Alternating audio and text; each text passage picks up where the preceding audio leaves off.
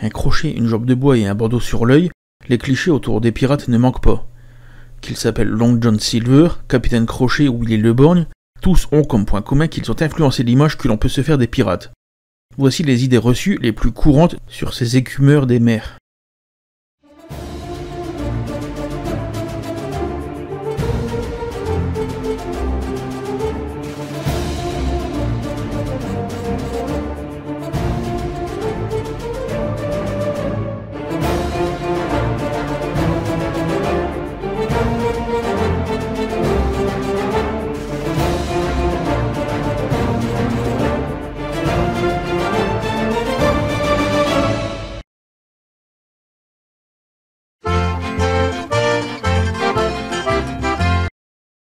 Avec la jambe en bois, le signe distinctif des pirates par excellence est le bandeau sur l'œil.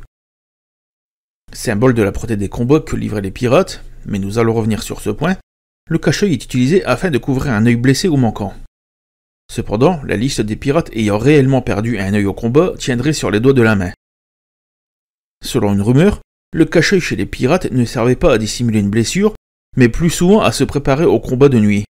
En effet, cacher l'œil sous un patch aurait pour but de l'hypersensibiliser, l'œil caché n'étant pas ébloui lorsque les pirates passaient d'un endroit éclairé à un lieu plus sombre.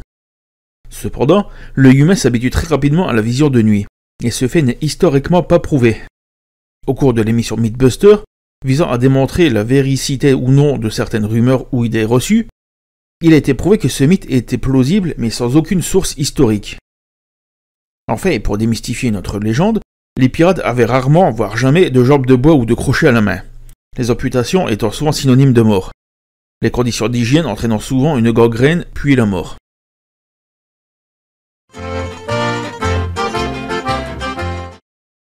Autre mythe cinématographique, les combats contre les pirates. En fait de combats acharnés, un bateau pirate commençait souvent par poursuivre, parfois durant plusieurs heures, le vaisseau qu'il voulait piller. Quand ils arrivaient à sa hauteur, si un combat au canon pouvait avoir lieu, c'était en fait assez rare, les vaisseaux pris pour cible n'étant pas toujours armés. Et la poudre ainsi que les projectiles étaient chers. Enfin, si les meilleures prises consistaient en or et en argent sur les navires marchands, les pirates pouvaient ne piller par moments que vivres, alcool, savon et eau potable. D'ailleurs, les pirates préféraient les bateaux petits et rapides, peu propices au combat naval. Rares étaient les capitaines à disposer d'un fier 3-mâts.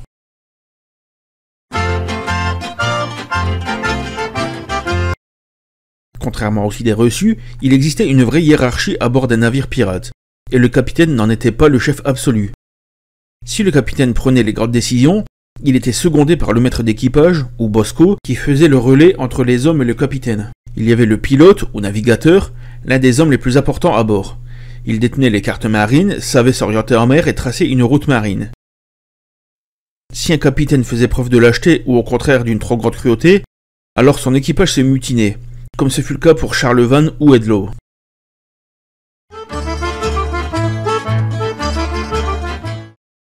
Si l'on imagine que tous les pirates étaient des hommes, de nombreuses femmes se sont illustrées sur les mers. L'exemple le plus frappant est le duo formé par Mary Read et Anne Bonny, qui se firent passer pour des hommes à un moment de leur vie. La pirate chinoise Xingxi était même la pirate la plus puissante de tous les temps, puisqu'elle commandait une armée de plusieurs dizaines de milliers d'hommes, et imposait sa loi en mer de Chine. Pour se venger d'un capitaine qui l'épousa de force, Charlotte du Berry le tua et prit le contrôle de son bateau, devenant par là même une pirate.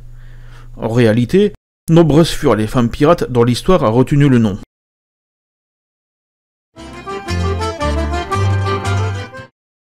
Un crâne au-dessus de deux tibias entrecroisés sur un fond noir d'encre.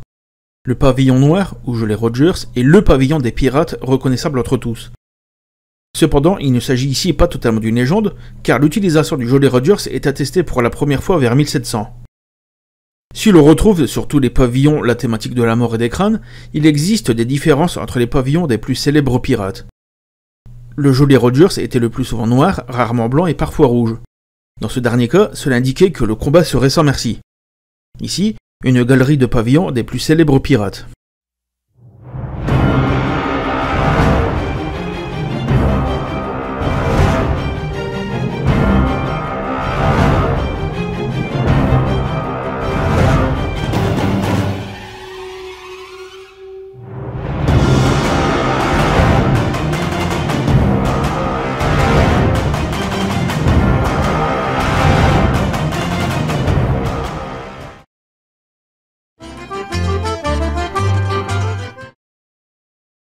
Les pirates pouvaient se montrer imaginatifs quand il s'agissait de faire avouer ou se cacher un butin éventuel, et les moyens de pression qu'ils utilisaient étaient divers.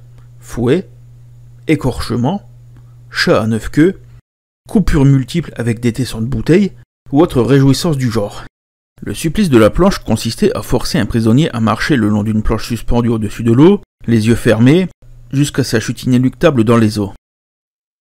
Le supplice de la planche, tout photogénique qu'il soit, car il induit un suspense certain, ne fut semble-t-il utilisé que par un seul pirate, Bartholomew Roberts, et une seule fois. La carte au trésor est un cliché bien pratique pour écrire un film ou un roman d'aventure, et on ne compte plus les œuvres dans lesquelles figure un trésor enfoui.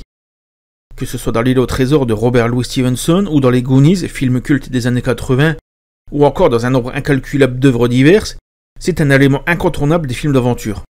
Pourtant, les pirates n'avaient aucun intérêt à enterrer leur trésor alors qu'ils couraient à chaque instant le risque d'être tués.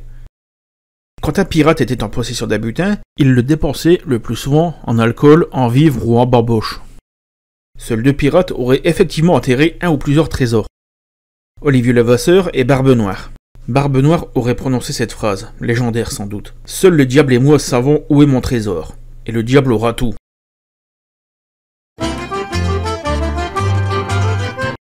Si tous ces mots semblent être des synonymes, il existe une grande différence entre un corsaire, un pirate, un flibustier ou un boucanier. Le pirate est un bandit des mers. Il peut piller des bateaux aussi bien que des villes côtières s'ils sont suffisamment nombreux. Ils agissent pour leur seul compte et leur seul profit. Le corsaire, quant à lui, est un pirate nanti d'une lettre de marque, délivrée par un souverain légitime, et s'engage à ne pas attaquer de navire du pays qui l'a engagé. L'État qui a signé la lettre de marque touche un pourcentage sur les fruits du butin, généralement entre 10 et 20%. Officiellement, un flibustier est un pirate, mais ses actes arrangent les États en guerre contre l'Espagne, tels que la France, l'Angleterre ou la Hollande. Le flibustier ne dispose pas de lettre de marque et attaque plus spécifiquement les navires marchands espagnols. Le terme boucanier ne désigne pas à l'origine un pirate, mais un chasseur. En effet, un boucan est une sorte de grille servant à fumer la viande chassée pour qu'elle se conserve, principalement des bœufs et cochons sauvages. Enfin, le mot forban est un synonyme de pirate, ou plus généralement de bandit. Pour en finir avec l'imagerie populaire autour des pirates, il n'existe aucune preuve démontrant que les pirates avaient des perroquets. C'est encore une fois la littérature qui a popularisé cette image, puis le cliché fut repris au cinéma.